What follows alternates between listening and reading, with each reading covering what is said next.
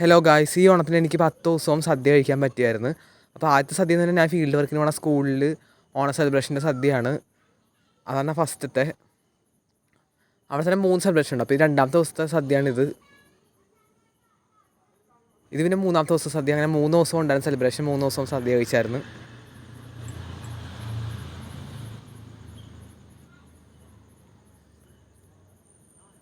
അതിന് എനിക്ക് ഒരു ദിവസം വേറൊരു സ്ഥലത്ത് ഒരു പ്രോഗ്രാം ഉണ്ടായിരുന്നു. അപ്പോൾ അവിടെ വെച്ചും സദ്യയായിരുന്നു. പിന്നെ അത് കഴിഞ്ഞ് ഞായറാഴ്ച എൻ്റെ ഫ്രണ്ടിൻ്റെ കല്യാണം ഉണ്ടായിരുന്നു. അപ്പോൾ അവിടെ സദ്യയായിരുന്നു. അതിൻ്റെ ഒപ്പം പരിപ്പായസം ഉണ്ടായിരുന്നു.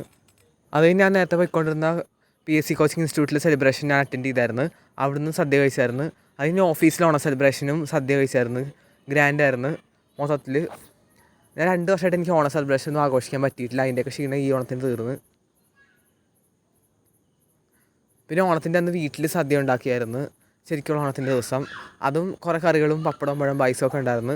അത് അത്യാവശ്യം ഗ്രാൻഡായിരുന്നു. അങ്ങനെ അതും കഴിച്ച്.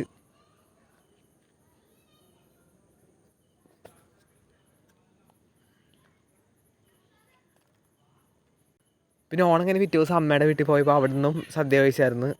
അവിടെ ഓണസദ്യ പ്രിപ്പയർ ആയിട്ടുണ്ടായി. ഇപ്പോൾ അവിടെയും പപ്പടം പഴം പായസം ഉൾപ്പെടെ സദ്യ ഉണ്ടായിരുന്നു. പിന്നെ ഓണം കഴിഞ്ഞ് പിറ്റേ ദിവസം ഈ കറികളൊക്കെ ബാക്കിയുള്ള കാരണം അത് കൂടി തന്നെയാണ് സദ്യ പോലെ തന്നെയായിരുന്നു ഏകദേശം. പായസം കുറച്ച് ബാക്കിയുണ്ടായി. അങ്ങനെ ഓണത്തിന് 10 ഡേയ്സും സദ്യ കഴിച്ച്.